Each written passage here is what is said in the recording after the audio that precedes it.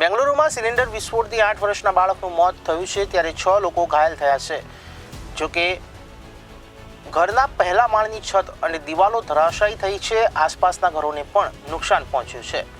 પોલીસે જણાવ્યું છે કે શુક્રવારે બેંગલુરુના ચિન્નાઈ પાલ્યમમાં શ્રીરામ કોલોનીના એક મકાનમાં શંકાસ્પદ એલપીજી સિલિન્ડર વિસ્ફોટ થતાં 8 વર્ષના બાળકનું મોત થયું છે. અન્ય 6 લોકો ઘાયલ થયા છે, ત્યારે મૃતકની ઓળખ મુબારક તરીકે થઈ છે.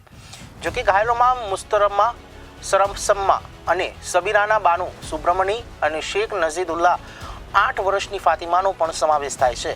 પોલીસે વધુ જણાવ્યું કે આ વિસ્ફોટ કસ્તુરમ્માના નિવાસસ્થાને થયો હતો અને મુબારક તેના પડોશમાં રહેતો હતો. એક અધિકારીએ જણાવ્યું કે વિસ્ફોટની તીવ્રતા એટલી હતી કે પહેલા માળની દિવાલો અને છત તૂટી પડી. આસપાસના 8થી વધુ ઘરોને પણ નુકસાન થયું છે. ત્યારે ઘાયલોને સારવાર માટે સંજય ગાંધી અને જયનગર હોસ્પિટલમાં લઈ જવામાં આવ્યા હતા. કસ્તુરમ્માની પુત્રી કાયલ વિક્ટોરિયા હોસ્પિટલના બર્ન વોર્ડમાં સારવાર હેઠળ છે. અધિકારીઓએ જણાવ્યું કે અડીગોડી પોલીસ સ્ટેશનની ટીમે ઘટના સ્થળનું નિરીક્ષણ કર્યું. તેમને એલપીજી સિલિન્ડર વિસ્ફોટની શંકા છે, પરંતુ રહેવાસીઓનું કહેવું છે કે અવાજ અને તેની અસર સામાન્ય રીતે ગંભીર હતી. પોલીસે વિસ્તારને સીલ કરી દીધો છે, ત્યારે કાટમાળથી નમૂના લેવા માટે ફોરેન્સિકની ટીમને બોલાવી છે. અધિકારીઓએ વધુમાં ઉમેર્યું કે વિસ્ફોટના સ્ત્રોત અને કારણ નક્કી કરવા માટે અમે વિગતવાર તપાસ કરી રહ્યા છીએ.